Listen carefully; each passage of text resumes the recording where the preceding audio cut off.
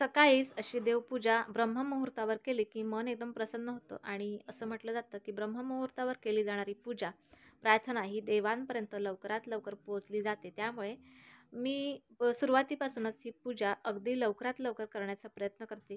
उठल्याबरोबर सकाळीच अंघोळ करून लगेच मी पूजा करते आणि हा दिवस पूर्ण माझा खूप सुंदर आणि छान जातो आणि मग पुढचं काम करायला सुरुवात कर. हाय, हॅलो, नमस्कार. आजच्या दुपारच्या ब्लॉगमध्ये तुमच्या सर्वांचं मनापासून स्वागत आहे.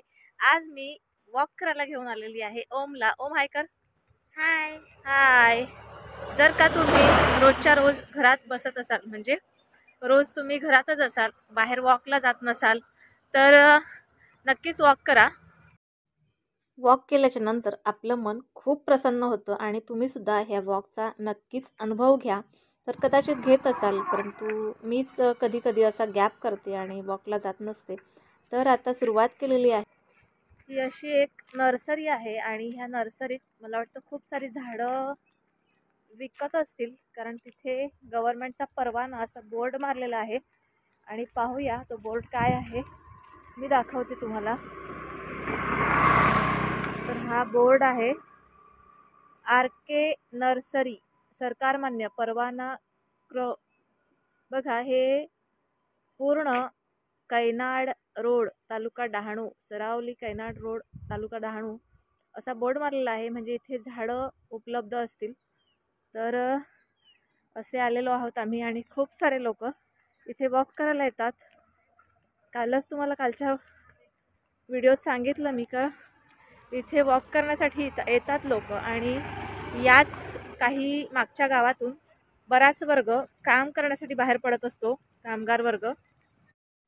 संध्याकाळी 5:30चा सुमार आहे आणि त्याच वेळेला हे कामगार वर्ग जे आजूबाजूला कंपन्या आहेत छोट्या छोट्या त्या तिथे कामाला जात असतील ह्या, आणि तिथून दुपारच्या वेळेला लंच टायमाला हे लोक लाकडं गोळा करतात आणि घरी जाऊन ह्याच लाकडांवर आपलं जेवण, गरम पाणी हे सर्व काही करत असतात. बघा, इथे खूप मोठी चिकूची बाग होती आणि ही बाग का तोडली काही कळलंच नाही.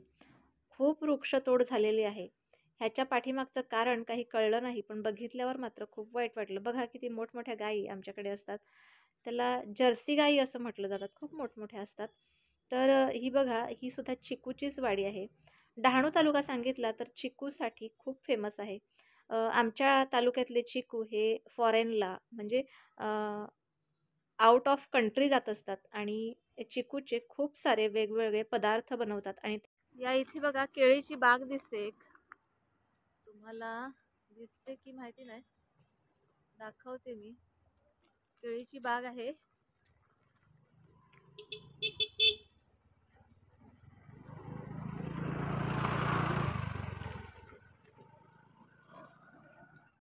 असं पानं नसलेलं झाड जर तुम्ही पाहिलं असेल तर तुम्हाला नक्कीच आठवेल, किंवा हे झाड पाहिल्यानंतर तुमच्या डोळ्यासमोर एखादं दृश्य नक्कीच येईल.